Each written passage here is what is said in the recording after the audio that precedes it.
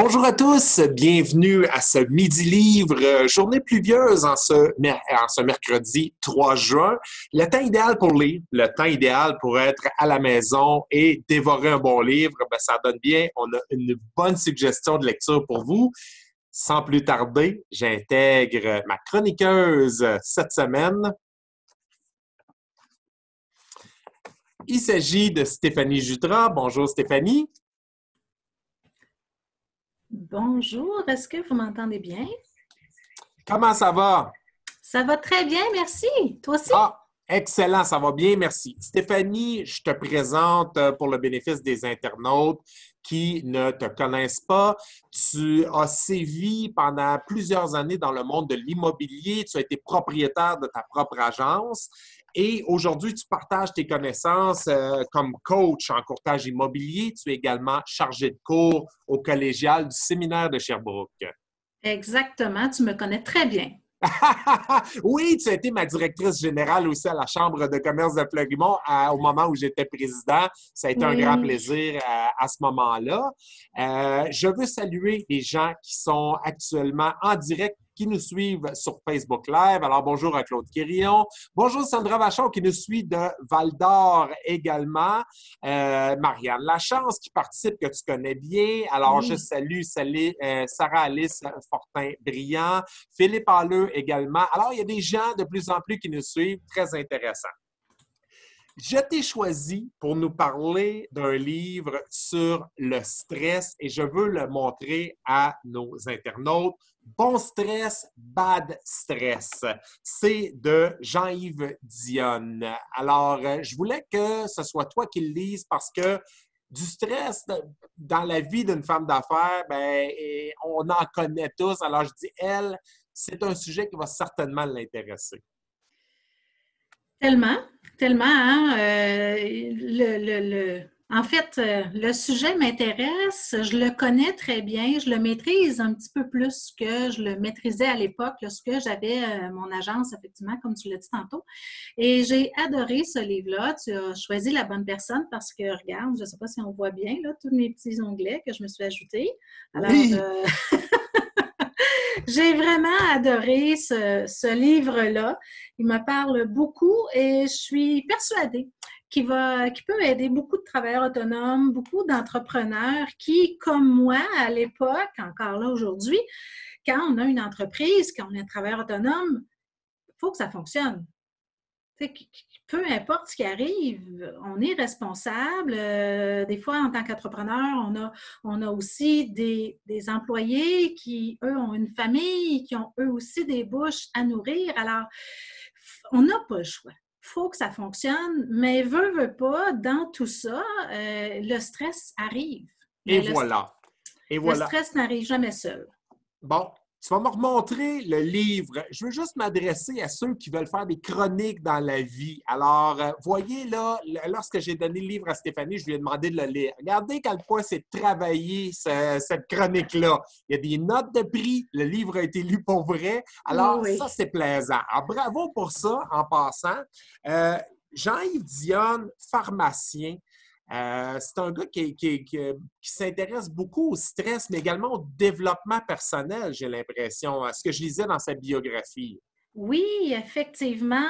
Ce qui est très intéressant dans le livre, la façon qu'il l'a monté, c'est qu'il est vraiment habile pour parler de la science. Hein, c'est un pharmacien, première chose, mais il est là pour nous ramener la science avec le gros bon sens de notre vie à nous. Et c'est ça qui est intéressant parce qu'il vient nous chercher à chaque chapitre, à chaque page. Donc, oui, effectivement, là, c'est un très bon vulgarisateur. Bon, bon stress, bad stress. On va tomber tout de suite dans le cœur du sujet.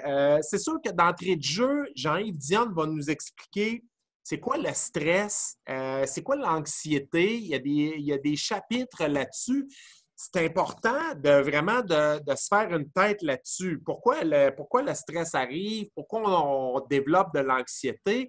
Mais le titre le dit, moi, c'est ce qui a piqué ma curiosité parce que je me suis dit, bon, on est dans une situation collective jamais vue. Le niveau de stress a monté considérablement. Les gens développent de l'anxiété.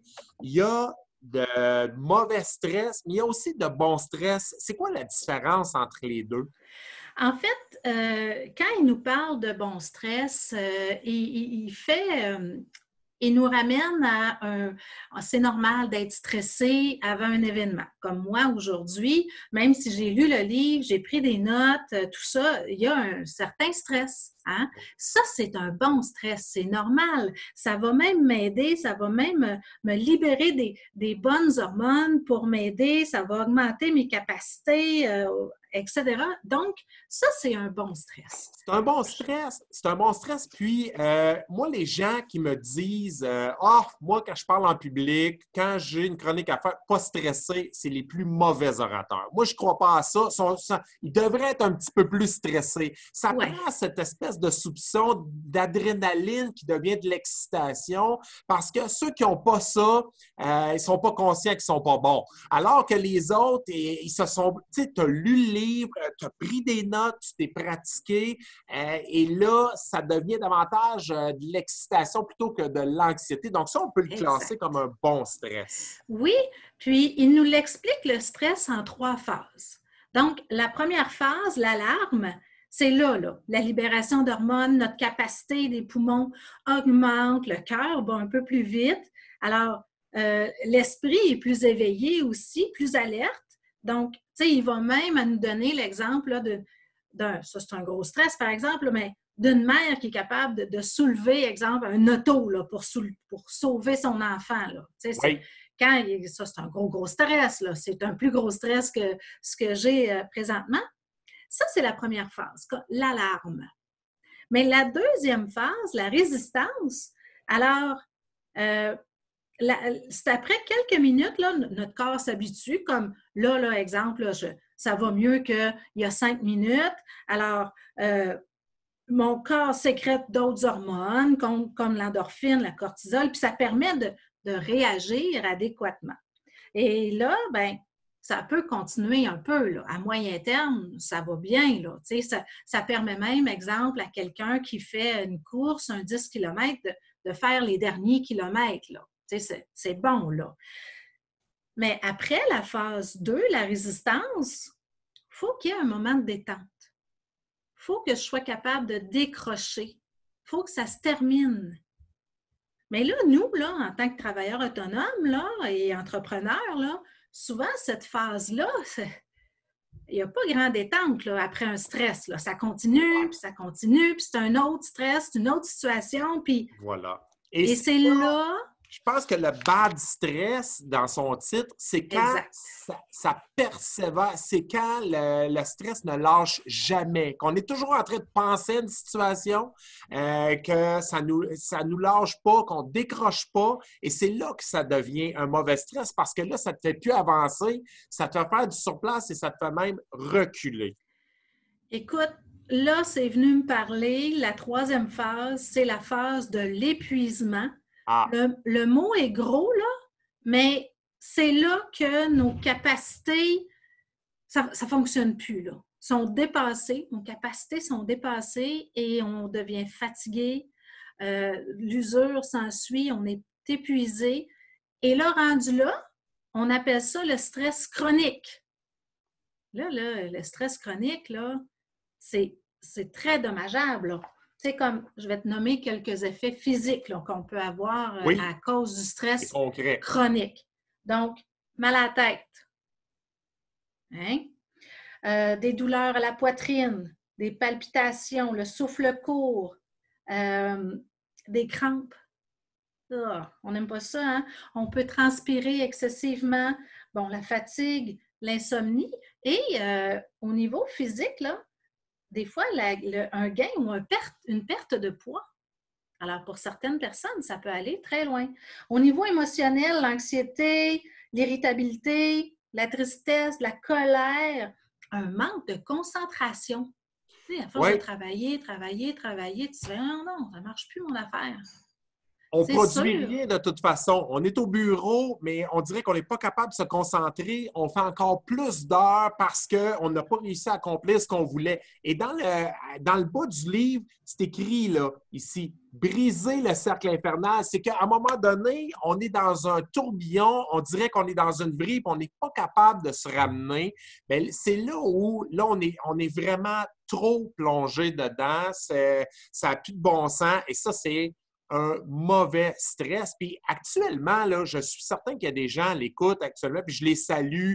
Je salue Denis Bastien, Sylvie Couture, Denis Bisson, coiffeur qui vient de recommencer à Oui, travailler. Là, il y a un bon stress qui embarque parce que là, le stress financier va s'amenuiser. Enfin, le tiroir caisse va se remettre à sonner là, pour nos coiffeurs, coiffeuses. Vous voyez là comment je suis bien, bien tondu. Fait content de voir la coiffeuse.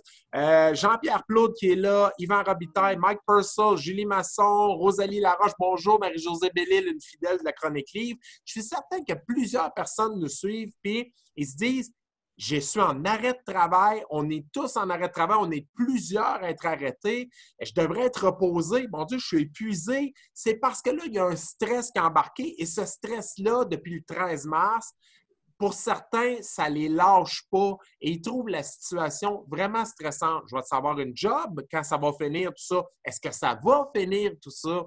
Et à ce moment-là, ben, on est plus épuisé que quand on travaillait. On ne comprend pas pourquoi, parce qu'on est en arrêt, on est supposé d'être reposé, mais c'est le contraire qui arrive. exactement. On est comme mal fatigué. Hein? On n'a C'est une pas fait mauvaise une fatigue. mauvaise fatigue, exactement. Et dans le livre, l'auteur nous dit que la fatigue, c'est la première cause de consultation médicale. Et, hein, quand tu veux voir ton médecin, là, Ça, c'est la j'en revenais première. pas de lire ça. Puis en même temps, quand tu y repenses un peu, c'est pas surprenant. Puis il donne les causes de la fatigue. C'est ce qui est le fun dans ce livre-là. Je rappelle le titre Bon stress, bad stress de Jean-Yves Dionne. C'est aux éditions Un monde différent. On les remercie.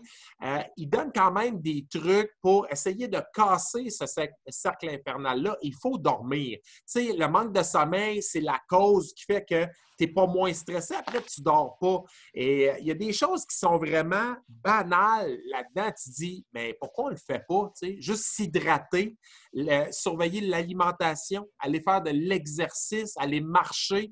Il y a des choses qui vont faire baisser votre stress. Là. Effectivement.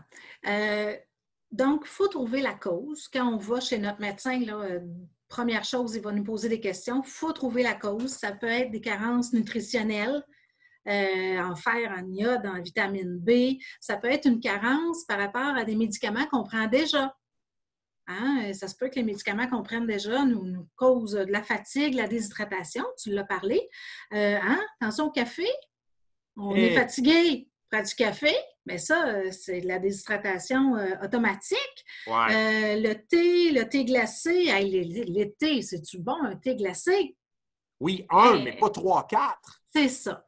Et la chose qui m'a étonnée, ben, oui, mais l'hypersensibilité environnementale. Hein? Oh, Les champs électromagnétiques. Alors, on en a entendu parler, c'est loin de certains, proche de d'autres. Alors oui, ça peut avoir un effet sur nous, sur la fatigue, et ça peut même aller plus loin. C'est pas le but du livre, mais il faut savoir que ça se peut que les champs électromagnétiques, les tours là, qu'on voit, si c'est proche de chez nous, que ça peut avoir un effet sur nous, sur notre fatigue. oui, moi, j'en revenais pas. Et tu sais, dans le quatrième de couverture, il aborde un truc, c'est nos téléphones, les écrans. On fait beaucoup d'écrans. On est arrêté, on est sur les réseaux sociaux. Actuellement, on se parle, on est là-dessus.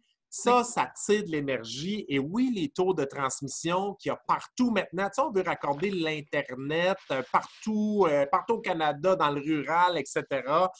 On veut avoir une bonne couverture cellulaire, qu'on se trouve sur le bord d'un lac ou en plein centre-ville d'une grande ville. Bien, il y a des taux de transmission. Et ce qui est frappant, c'est qu'il y a une page, entre autres, où il y a des études qui ont été faites. Là. Lui, ce n'est pas dans le vent. les pourcentages de gens qui ont des étourdissements, des tremblements, des symptômes dépressifs, des troubles du sommeil. Si vous êtes près d'une tour, vous habitez près d'une tour, dans un secteur près d'une tour, les troubles du sommeil sont à 23,5 et si vous êtes loin d'une tour, ça baisse à 8,8 les symptômes dépressifs, vous êtes à 21,7 si vous êtes près d'une tour et vous êtes à 0 si vous êtes loin d'une tour. Alors, tu sais, il y a vraiment des chiffres qui sont frappants là-dedans. Les étourdissements, 18,8 versus 5 si vous êtes loin d'une tour. Alors, plus ça va, plus il y a des gens qui ont ce que tu appelles une hypersensibilité. Comment tu appelais ça? L'espèce d'hypersensibilité à certaines choses comme ça qui sont apparues au fil des décennies dans notre environnement. Oui, bien, il parle d'électrosensibilité. Donc, c'est ça. C'est les tours, c'est nos cellulaires, c'est les tablettes, l'ordi, la télévision dans la chambre. Hein? C'est une grosse mode. Bon, là, si vous êtes en couple et que monsieur ne veut pas de télé dans la chambre ou madame n'en veut pas et que l'autre membre du couple en veut, allez acheter ce livre-là, laissez traîner ça sur la table de chevet. Vous allez voir que c'est pas une bonne chose. Moi, je serais un adepte de la télé dans la chambre, j'en ai pas, mais j'aurais cette tendance-là. Mais tu sais, on s'endort sur la télé dans le salon. Mon Dieu que ça s'endort bien, là, tu sais. Tu vois un match de baseball le dimanche, tu t'endors sur la télé. Pas bon, ça. Non. Puis il dit que pour se protéger de cet électrosmog-là, il y a une place où c'est facile de se protéger, c'est dans la chambre à coucher. On peut ne pas laisser entrer les cellulaires ou du moins les fermer, la télé, tout. Et d'avoir un moment, c'est la nuit, de se protéger de ça. Donc, il nous suggère fortement de sortir tout ça de la chambre. Alors, c'est une pièce où ça serait une zone neutre, où il n'y a rien d'électrique qui rentre là. Hey, mais ça, là, mon cellulaire, là, c'est mon alarme. Mais je mets l'alarme et je vais regarder mes messages pendant 10 minutes. Tu sais, ça n'a pas de bon sens quand on pense à ça. C'est le temps de changer des habitudes. Je trouve que ce livre-là vient drôlement en appui à ça. Je précise que ça a été publié au premier trimestre de 2020, donc dans les premiers mois de 2020. Pourquoi je dis ça? C'est qu'il y a un passage qui m'a frappé lorsqu'on parle de stress. Il parle d'attendre dans des files d'attente. OK? Et il dit, plus la file est longue, plus votre stress augmente, alors que présentement, là, on est toujours dans une file d'attente. Là. On va à l'épicerie, on va dans une boutique, on est toujours dans une file d'attente, alors que ce livre-là est écrit bien avant là, la pandémie. Mais quand j'ai lu ça, j'ai dit, hey, mon Dieu, je comprends pourquoi on est épuisé à la fin d'une journée. Si on a fait 3 commerces et on est en file tout le temps, c'est une autre chose qui augmente le stress. Exactement. Et il nous a donné aussi des habitudes, dans le fond, qui sont propices au sommeil. Parce qu'il nous a dit, faites attention au bruit. Moi, tout de suite, j'ai pensé à mon mari qui ronfle, mais ça, c'est une autre histoire. Mais... Stressant pour l'autre. Oui, c'est vrai, il y a des fois que... Mais, tu sais, mettez-vous des bouchons. Il faut aussi vérifier la température aussi qui doit idéalement être entre 12 et 20 degrés. Hein? Donc, faire attention, le matelas, pas trop dur, pas trop mou. Et il nous dit aussi, vous ne dormez jamais seul. Attention aux acariens, donc de laver régulièrement les lits, les couvre-oreillers, les couvre-matelas.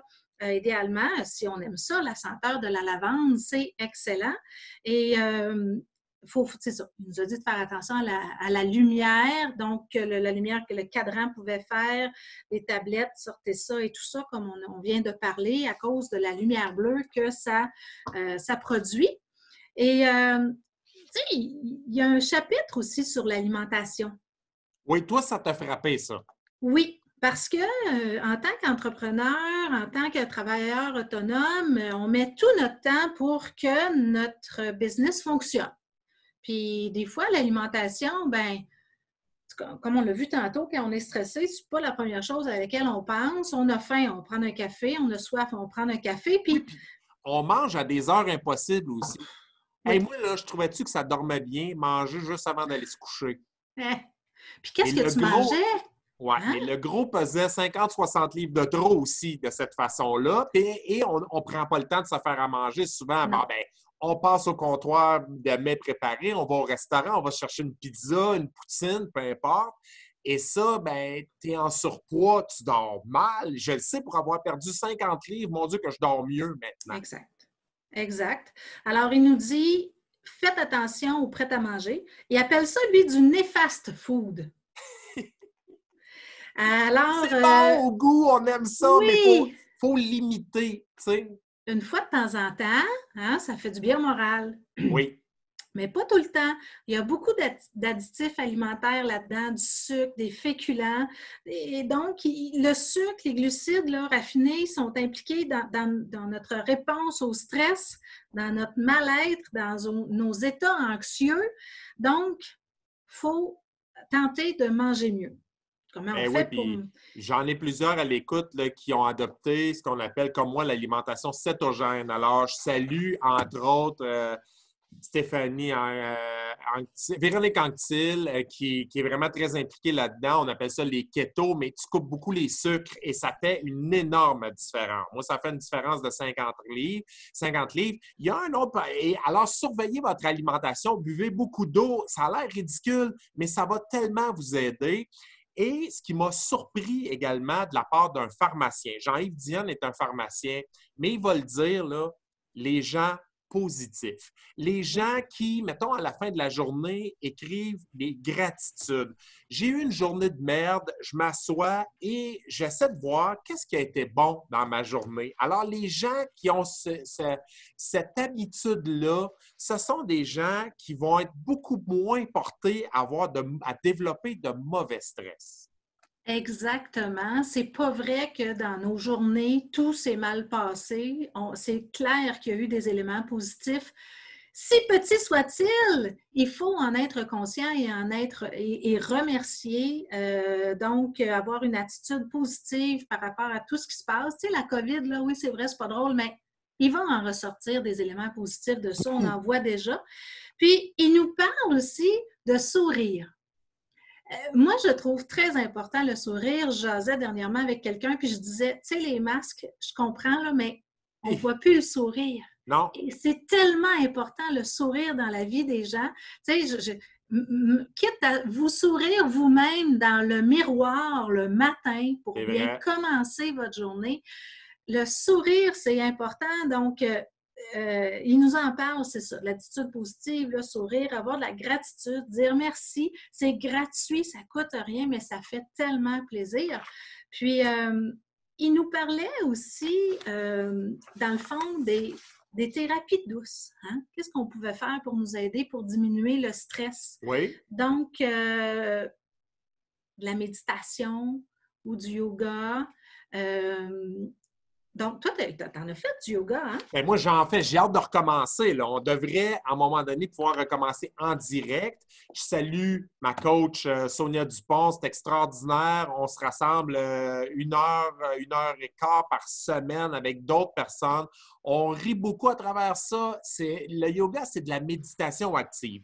Moi, je dois dire que méditer, je suis vendu à ça, mais mon Dieu que c'est difficile de penser à rien. On dirait que comme gars de business, mes pensées partent dans toutes les directions. Il faut se ramener. Mais j'ai remplacé ça par quelque chose. Je vais marcher très tôt le matin. Et ce matin-là, il n'y avait plus, mais les odeurs de lilas sortaient un peu partout. Je fais 2 boucles de 3 km. Je prends de grandes respirations et mes meilleures idées viennent là. Mais ça me permet aussi de décrocher. Et ça, si vous êtes capable aussi, je vous donne un truc, là, mais d'aller marcher en forêt.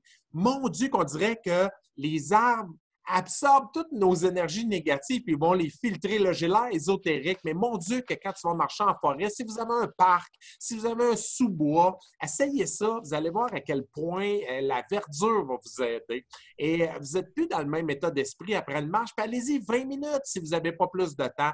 Moi, ça prend 1 heure, je fais 6 km et honnêtement, je suis tellement fier de moi quand je l'ai fait parce que c'est vrai que la journée commence pas de la même façon. La journée commence bien et même s'il est arrivé des choses pas le fun pendant la journée, écrire ses gratitudes à la fin. Dans les pires journées que j'ai eues, j'ai trouvé au moins 3-4 bonnes choses qui me sont arrivées. Tu sais. Et c'est un muscle, c'est un entraînement mental. Et c'est vrai qu'on est moins porté à la dépression, à avoir un stress vraiment qui est trop grand. Tu sais, ça dort mieux également. Tu sais. Et c'est des choses qui ne coûtent rien, là, tout ça. Là. Oui, exactement. Je voulais l'ajouter parce que souvent, il y a souvent des signes de dollar qui sont rattachés à des changements d'habitude ou à d'autres façons de Ouais. faire. Mais là, juste faire de l'exercice ou prendre une, tu sais, là, entre deux clients ou entre deux situations, là, sortir, prendre de l'air, vraiment prendre des bonnes respirations, ça fait une différence.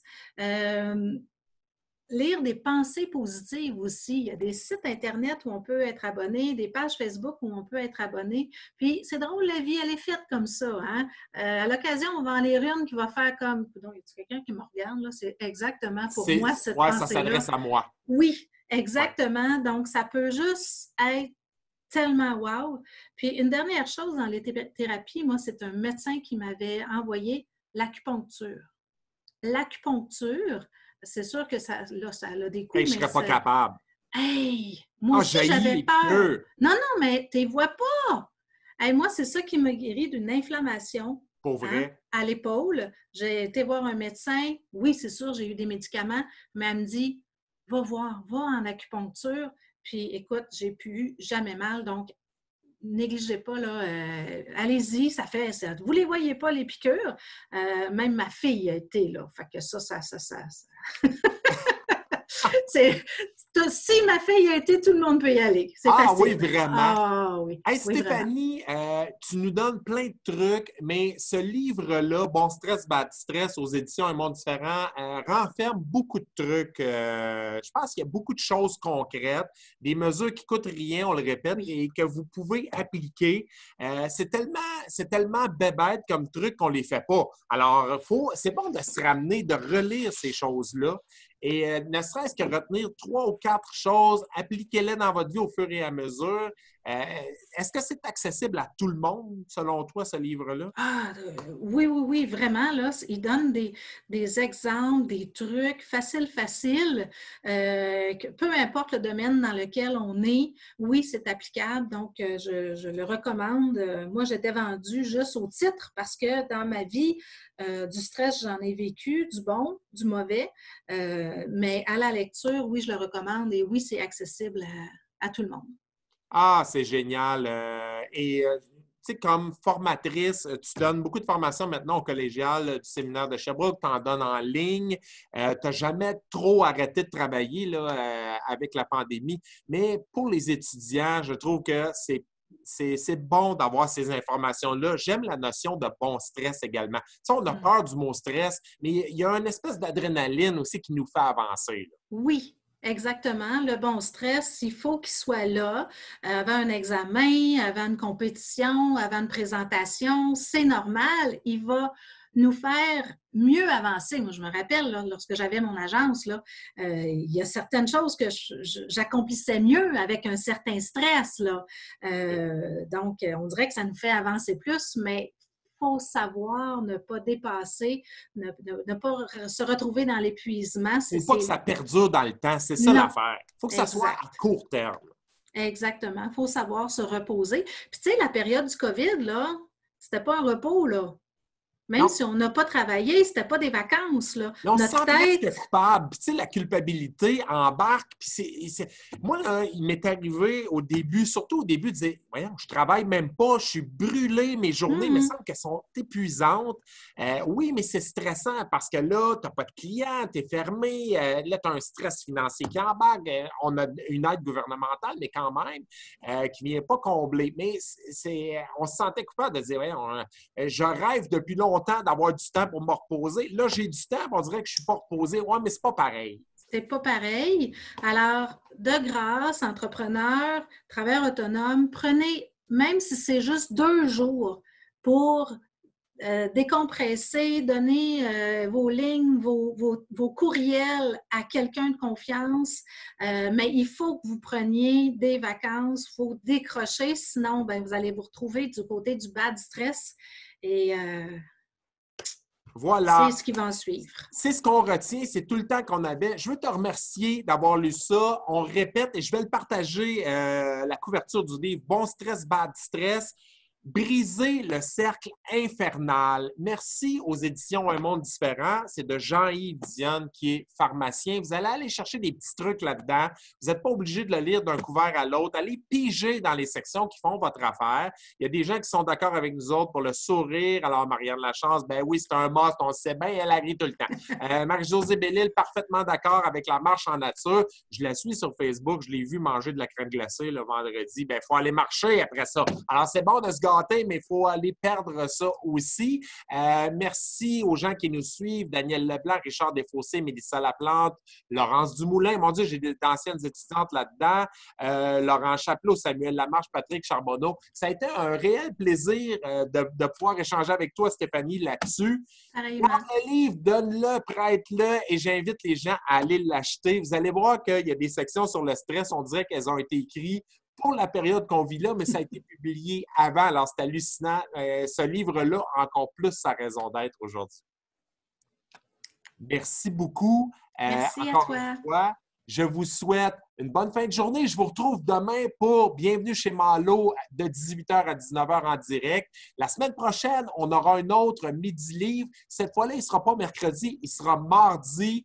Et je ne veux pas vous dévoiler de quel livre je vais parler, mais c'est un livre qui mesure plus que 7 pieds et qui pèse à peu près 500 livres. Et j'aurai l'occasion d'en discuter. C'est une biographie avec mon ami Mark Bryson, avec qui j'ai travaillé à la radio. Alors, c'est un rendez-vous mardi prochain plutôt que mercredi.